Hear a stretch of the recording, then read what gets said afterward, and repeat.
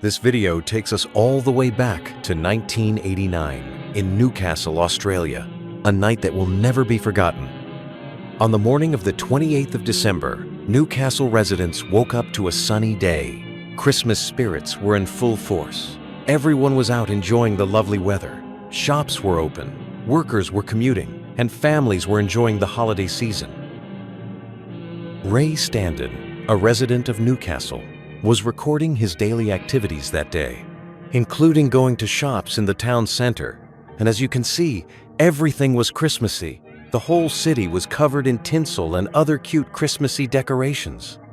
You couldn't walk far without seeing someone dressed as Santa or wearing hats and other Christmassy attire.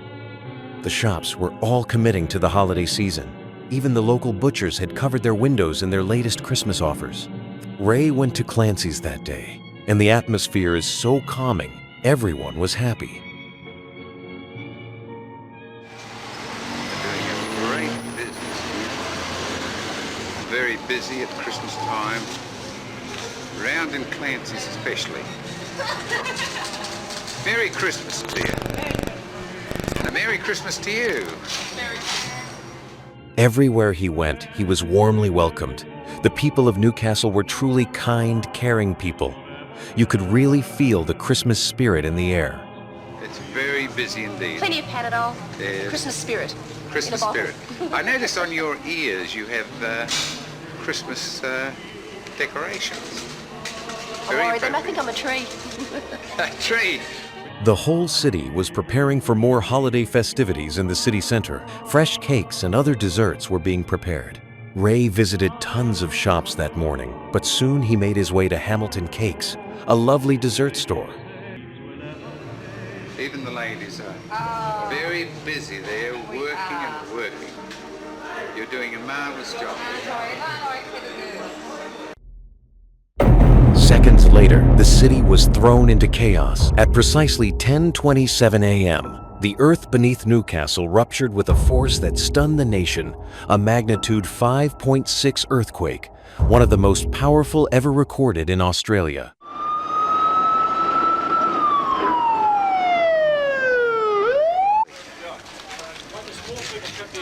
Lights are out, telephones are out. In just seconds, buildings crumbled, walls cracked, and the streets were filled with the sounds of shattering glass and terrified screams. But this was only the beginning. Hundreds of people were trapped under rubble. Many were crushed by the weight of buildings. The scene was chaos, everyone panicking. Immediately, people rushed to help clear the debris. Trying to get to the people that are underneath there. They say there's people underneath. We're not quite sure of it. But what a tragedy.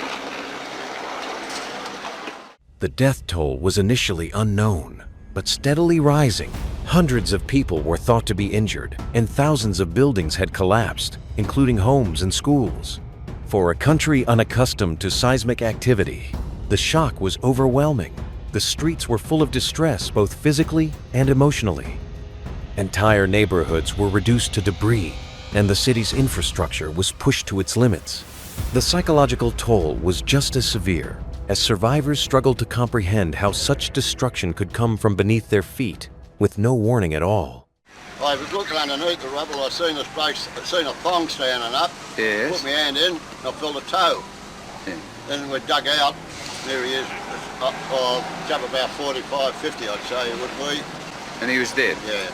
Yeah. I had a big piece of concrete, I'd say 4 or 5 foot wide, long, about 2 or 3 foot, about 2 foot wide, and about 18 inches deep. In the hours and days following the earthquake, Newcastle resembled a war zone. Emergency services rushed to pull survivors from the wreckage as fast as they could, while residents wandered the streets in shock, many of them homeless, injured, or searching for loved ones. Gas lines ruptured and thousands of buildings unrecognizable. The once bustling heart of the city had fallen eerily silent, replaced by the sound of sirens, helicopters, and victims of this awful event. A police officer recalls the horrifying events that day. Actually, where were you when the earthquake hit? I was outside the post office at Hamilton here. Yes. Just about to get some mail, and I was outside this bubbler. Ah, yes. See here, and just alighted from the police vehicle. When the earthquake came, I observed cracks in the post office. We found a elderly woman under the rubble. That's correct, yes. She was 78 years of age. She had her leg severed above the knee. The earthquake caused damage to over 35,000 homes, 147 schools, and 3,000 commercial buildings. But the real tragedy lies in the people. The highest death toll and damage occurred at the Newcastle Workers Club building, where the floor collapsed during the earthquake. 9 people were killed, and many more were trapped beneath the rubble. Another 3 people were crushed to death when masonry from building facades collapsed onto awnings on Beaumont Street, Hamilton, an inner-city suburb of Newcastle. Additionally, a woman in Broadmeadow died from earthquake-related shock. That brings the total up to 13 people who died that day. 160 people were injured. Some were lucky enough to have cuts and scrapes, while some weren't so lucky. The federal and state governments declared a disaster zone and launched one of the largest recovery efforts in Australian history. To this day, it's one of Australia's worst natural disasters, and it still haunts many residents of Newcastle. This video will surely creep you out. We're going all the way back to 1943 to a prisoner of war camp in Germany. Mr. Fritz is a ventriloquist doll that was used to entertain Allied prisoners of war during World War II, between 1943 to 1945. His creator, an American prisoner of war, was shot along with 10 other men while on forced labor duty on a nearby farm 2 weeks before the camp was liberated in January 1945. Mr. Fritz was taken back to the United States by fellow prisoners and given to the dead soldier's family as a reminder of their son's ability to raise morale even in the worst conditions. Since then, Mr. Fritz has been passed from collector to collector, and due to his restless nature, Mr. Fritz does not stay in any collection for very long. This video footage was taken in 2019. The owner at the time would find Mr. Fritz's door open most mornings, even though he was certain he closed the door the previous night. Concerned and curious, the owner set up a camera to record through the night. This is what he captured.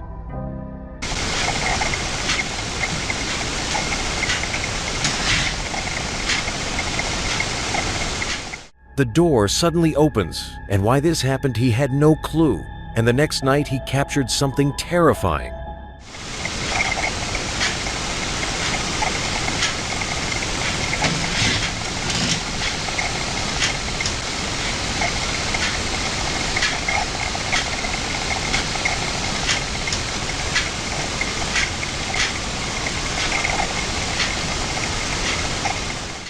The door suddenly opened once again, but this time, Mr. Fritz's eyes opened suddenly too. This wasn't like the last night. The door was pushed even further open. Since seeing this footage, he promptly sold Mr. Fritz and has never looked back. This video, titled "Walk in the Park," is an extremely creepy video. The channel Meat Sleep has posted a variety of strange, concerning, and mysterious content. We'll go more into detail on that in another video. But first, let's watch Walk in the Park. It starts with them recording a stranger from afar.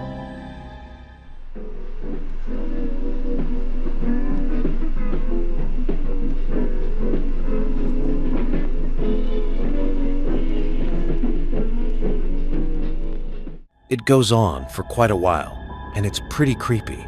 But things get a whole lot weirder when they zoom out the camera. We can then see what appears to be a crime scene.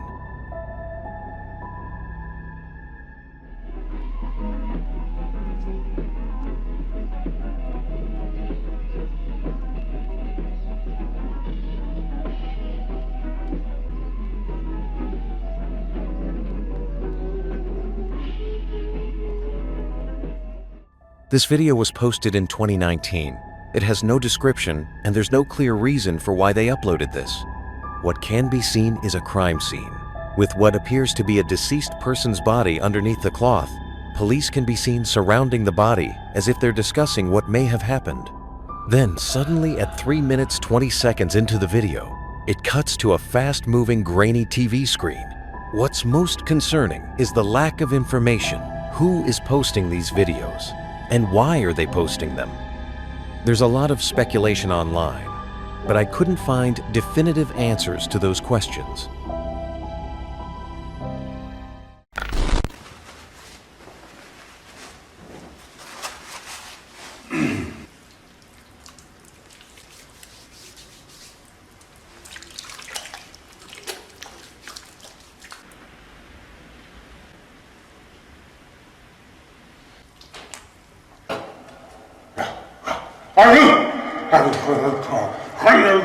Cherche-le dans dedans, là, comme ça. Entre tout ça, tout ça là, il doit être là. Il doit être là comme ça. While we know its origin and why it was created, this is still one of the creepiest art pieces YouTube has ever seen. Many people were shocked and angry after watching this, but you haven't seen anything yet. Just as I was about to move on to the next video, I checked the link in the video's description, and oh boy, I was not ready for that. One of the featured videos on the site's homepage shows Olivier de Sagazan in an operating room performing some form of dissection. Of course, I must blur this. YouTube wouldn't allow this content to be shown, but it truly is disturbing. Some parts show the patient lying bare on the operating room table. I wouldn't recommend watching that video. This video is both creepy and inspiring.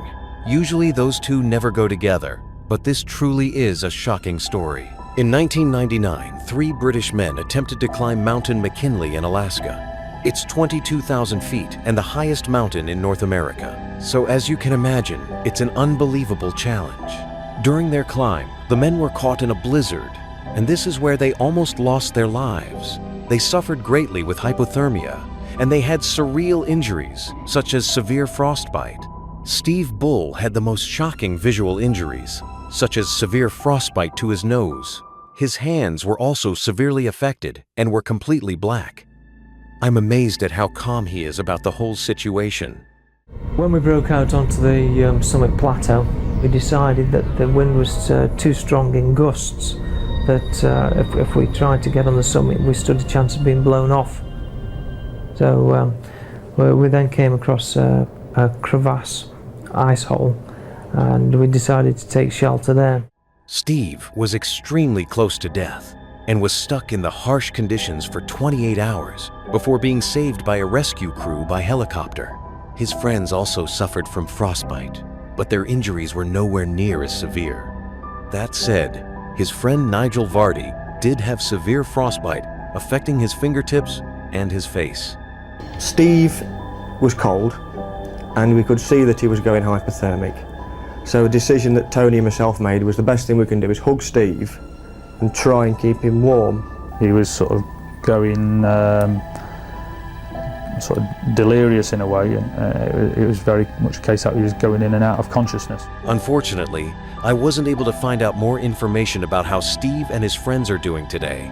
Let's hope they recovered the best they could.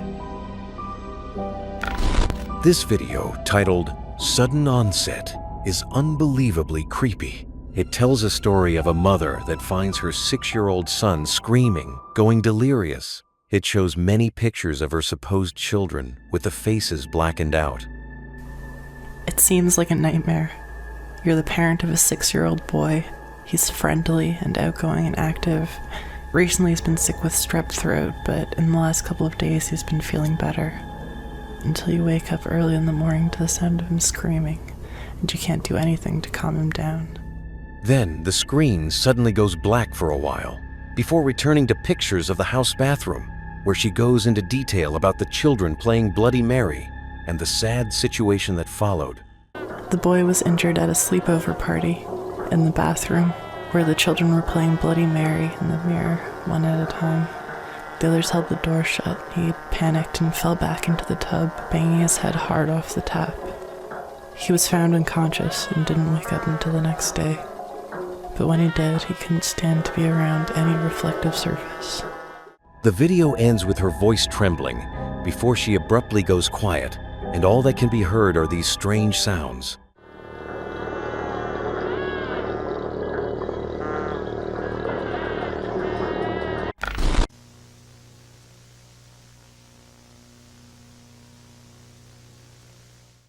This is the interrogation of an extremely evil young man. Michael Bever, age 16, committed the Broken Arrow murders, otherwise known as the Bever family massacre.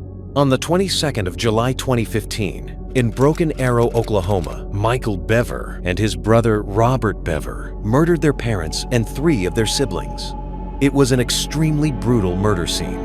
Daniel Bever, aged just 12, called police during the attack and saved the lives of his sisters Autumn and Crystal. However, during the 911 call Daniel made to police, the 2 brothers broke into the room and murdered him. The brothers had managed to kill 5 of their family members and seriously injured the others, all on that fateful night. These are the most chilling parts of Michael's 2-hour-long interview. Well, man, I'm just kind of got thrown into this, so I was hoping maybe you could kind of just go back at the beginning when all this started and kind of tell me what happened, because I need kind of the details so we know and understand what you went through and stuff. Okay, so the very start. Mm-hmm. Okay, about like 2 months ago. Okay. Is when we first really started talking. So when you say we, who are you talking about? Me and my brother Robert is also. Your brother? Yeah, who has to do with me. And what's his name? Robert Bever. Robert? Okay. And how old is he? 18. Okay. The interrogation is already unusual, and Michael wastes no time putting the blame onto Robert. It's soon that he mentions the preparation that went into that night, even going as far as buying body armor online. I didn't take it seriously at first, but then he started buying like body armor and stuff. Where did he buy body armor from? eBay and Amazon. Oh, okay. Yeah, legal.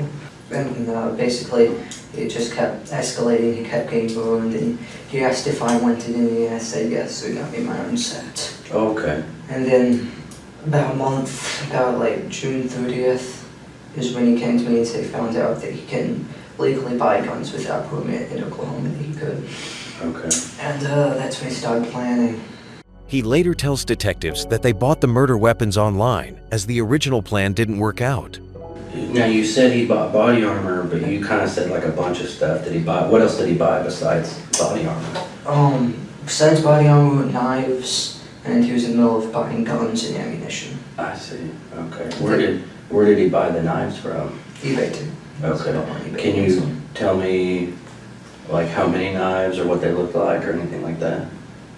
I think he had about 3 normal knives and then 1 small Camelbacks. Okay. This interrogation is so unusual.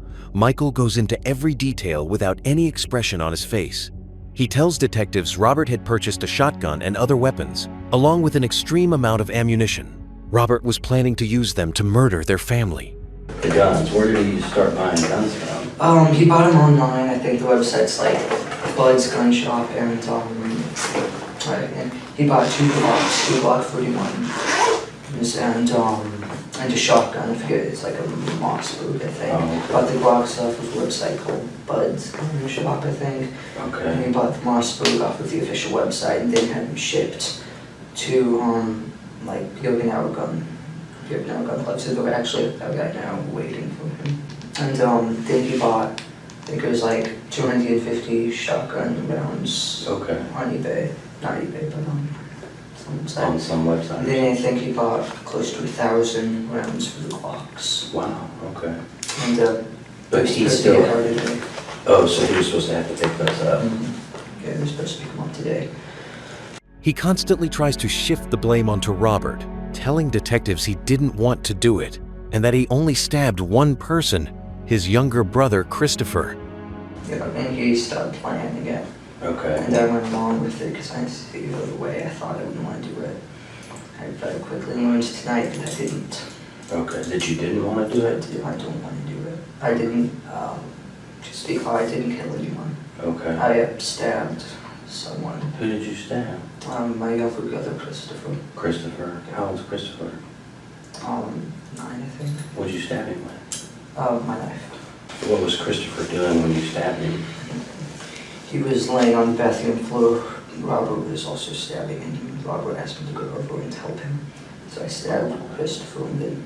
Where did you stab him? Side of the neck. Really? Okay. You okay? Yeah. You okay? Let me know if you need a break or anything, okay? So was Christopher still alive when you stabbed him? Yes. What was he saying and doing? He was just screaming. Screaming. Did you say he was in the bathroom? Yeah, I was next to the toilet, with that bathroom. Who else was in the bathroom?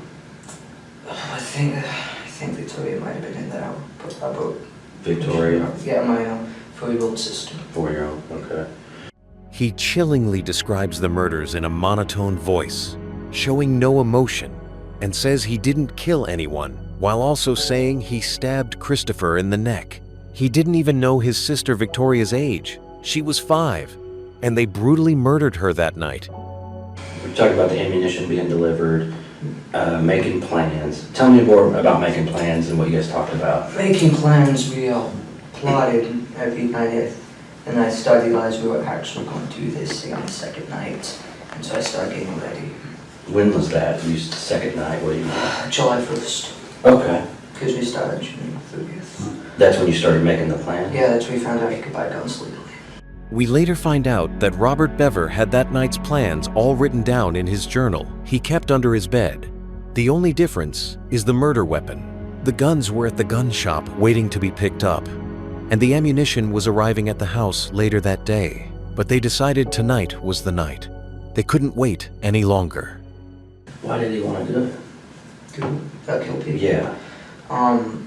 Well, mainly 2 reasons, I think. It's because he just, he says he hates everyone. He thinks society is pointless, and so he wanted to kill people. And also he wanted to, beat the kill, amount of other famous people like Columbine and James Egan Holmes. Okay. Did you kind of feel that way too, when you guys were talking earlier, Yeah. do you have a problem with society too, do you think? No, I just... Or you were just more like the number of people getting killed was kind of interesting and exciting? Yeah. Okay. It was already clear that he had extreme mental disorders, but to hear his reasoning for the murders was extremely unsettling. But it only gets darker. He tells detectives that he planned to convince the people that were still alive that he was on their side and that he called police. But he never called. He convinced them so that Robert could make sure they were dead, stabbing anyone who was still alive. It's also super bizarre how he refers to his family as people. Catch you before you get in that bad spot where people start saying you're a bad guy, you're evil, you're a liar. So just tell me what I'm missing. Along with the do thing, I was going around and convincing the people who were still alive that I was on their side. I called the police, so they would stay and Robert could get them. So they kind of stay on the ground and he'd be able to come stab him again. Yeah. Did you ever have to go get Robert to let him know someone was still making too much noise or anything? No, it was chaotic. He was just going from person to person. Years later, the 9th of August 2018, in one of the fastest murder trials of the century, Michael Bever was found guilty and served 5 life sentences without the possibility of parole. Robert Bever was found guilty and served 5 life sentences without the possibility of parole. My name's Aaron Ralston. My parents are Donna and Larry Ralston of Englewood, Colorado. Whoever finds this, please make an attempt to get it to them. This video has an extremely disturbing backstory. Aaron Ralston, the man in this video footage, is an American mountaineer. In April 2003, he decided to visit Blue John Canyon in Utah, USA. He was canyoneering alone when suddenly, a boulder dislodged and crushed his right arm. He was then stuck in between rocks, fully alive, but unable to escape. He was far out there. It's extremely unlikely anyone would come across him. So this put Aaron in an extreme situation. What can he do when his arm is lodged underneath a huge boulder? This is the video he made, assuming he would likely die by the time someone found him. However, he survived for days, drinking the little rainwater that fell through the canyons. And after 5 days, he couldn't survive any longer. He had to escape. His hand was literally decaying. while it was still attached to his body.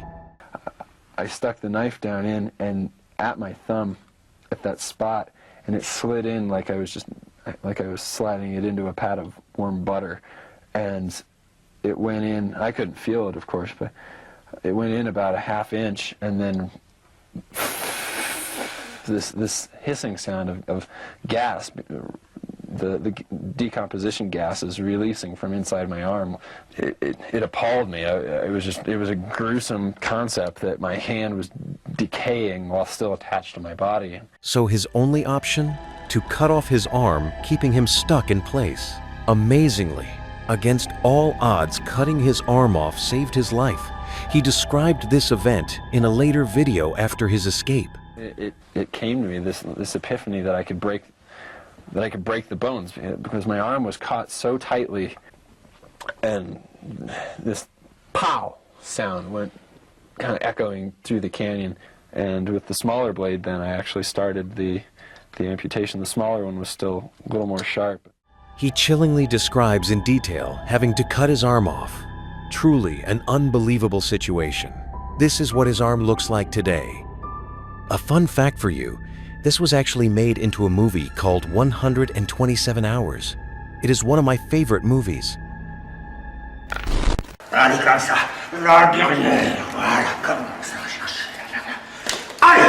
This video is by far one of the strangest videos I've ever seen. The video is titled, "Who is Behind Our Face?" and it captures Olivier de Sagazan creating a disturbing art piece. In this video, he attempted to disfigure himself by covering himself in paint and sticking things to his face. In his own words, disfigurement in art is a way for us to escape from normopathy and become aware of the strangeness of our body and the world it inhabits.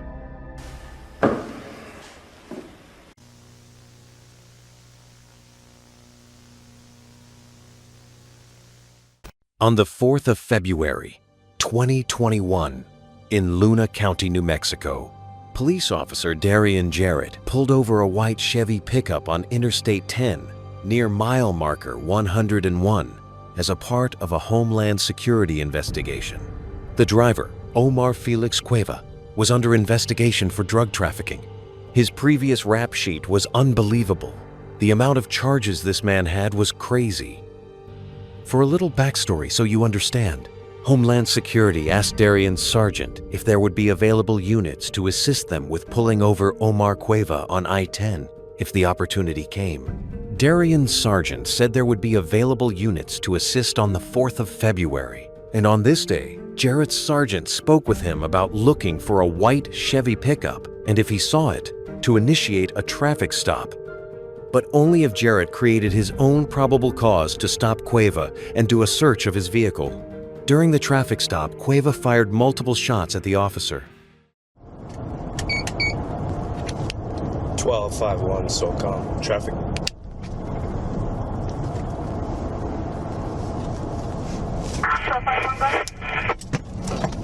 Gonna be on I-10, eastbound at about the 101. I'll attempt tag 0527 Edward Paul. It's gonna be a white Chevy pickup, one aboard. Can't tell what state the temp tag's out of. The officer can then be seen slowly walking up to the Chevy pickup and knocking on the door, completely unaware of how extreme this situation is about to be.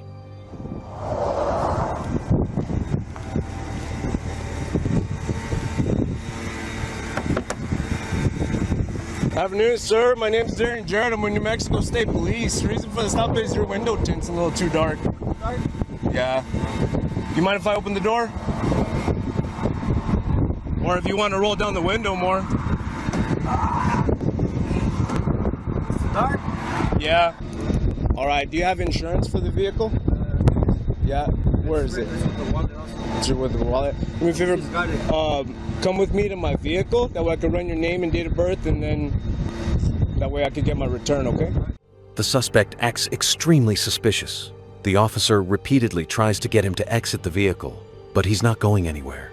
Well, I know. She's on the phone, actually. Babe, can you send me a photo of my license if you find my wallet? That'll work. Grab the phone and come with me to my vehicle so I can get the return, and then I can make sure that everything's good. Okay. What was your name? Omar Cueva. Omar Cueva? Yes, sir. All right, Mr. Cueva. O-M-A-R-C-E-V-A. Okay. After 20 minutes of delaying the officer, Mr. Cueva decides to finally exit the vehicle. It was just before he exited the vehicle that Officer Jarrett noticed his firearm. He asked to remove the gun from Mr. Cueva for his safety. You can see Officer Jarrett reach for his gun, but by then it was too late. I got paperwork I gotta do, you know? Hey, real quick. You have a firearm on you? Yeah. No, I see it. Please, do me a favor. You mind if I take it off you for my safety? All right, hold on. Hey, come on. It was at this point Felix Cueva fired a total of 11 shots at Officer Jarrett. Every shot hit, and 2 of the fired shots were to make 100% sure he wouldn't survive. It's incredibly unfortunate he was alone that day, especially considering this was a high-risk individual. Officer Jarrett was a well-loved family man, leaving behind his wife and 3 daughters. Homeland Security really let him down. He was assisting them that day pulling this vehicle over, and they weren't there to back him up. It was at this point police started a high-speed chase to catch Mr. Cueva. At this point, he had the whole New Mexico State Police force after him. It didn't take police long. An Officer Pitt maneuvered his vehicle, and now there was a standoff. Sir, if you headed in the opposite direction of traffic.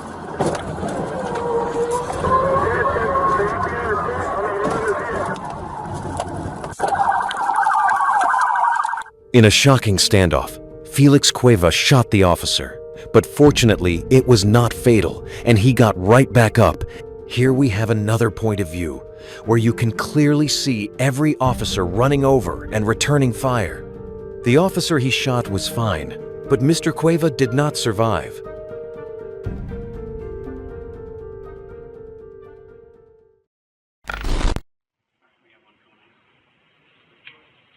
Stop right there! Stop! Stop! Get on the ground, both of you! Lay down on the ground! It's the 18th of January, 2016. Officers had responded to reports of someone pointing a gun from a window at a La Quinta Inn hotel near Phoenix. Philip Brailsford was one of the responding officers. He searched the hotel floors until eventually coming across Daniel Shaver, a 26-year-old male staying at the hotel. Immediately, Officer Philip Brailsford draws his weapon and tells Daniel to stop moving and lay down on the ground. Daniel follows this command and calmly lowers to the floor. He is then questioned. Lay down on the ground! Who else is in the room? Nobody. Nobody else is in the room? Nobody. Are you positive? Nobody. Absolutely positive. Okay. Since apparently we have a failure for you to comprehend simple instructions, I'm going to go over some of them again, okay? Can you both hear and understand me? Yes. All right. If you make a mistake, another mistake, there's a very severe possibility you're both going to get shot. Do you understand that? Yes. I do. Yes. All right. What the? This is shut up. Officer Philip Brailsford tells them to shut up a few times more and tells them they must listen and obey, all while his rifle is aimed at Daniel. He tells Daniel to put both of his hands on his head and to cross his feet. The female is told to shut up and crawl over to the officers. She does this and is then handcuffed by the other officer on scene. The officer then commands Daniel to come forward, but be careful. If he makes any wrong movement, shots will be fired. And to quote Philip, "You may not survive." Okay, young man, listen to my instructions and do not make a mistake. You are to keep your legs crossed. Do you understand me? Yes, sir. You are to put both of your hands palms down, straight out in front of you. Push yourself up to a kneeling position. I said keep your legs crossed! I'm sorry. I didn't say this is a conversation. Put your hair! Hands up in the air! You do that again, we're shooting you. Do you understand? Please do not shoot me. Then listen to my instructions. I'm trying to just do what you Don't talk! Listen! in the air. Do not put your hands down for any reason. You think you're going to fall, you better fall on your face. Your hands go back in the small of your back or down. We are going to shoot you. Do you understand me? Yes, sir. Crawl towards me. Crawl towards me! Yes, sir. It was at this moment Daniel was fired at many times. He reached to pull up his waist, and if you look at the body cam footage closely, it's clear that Daniel had no weapon in his hand. He was crying and begging for his life, only to be gunned down by a power-hungry officer. A later search of Daniel's body revealed no weapons. However, his hotel room did contain a pellet gun. Regardless of this pellet gun, Daniel listened to all commands, and laying on the floor, he's no real threat. He unfortunately did not survive.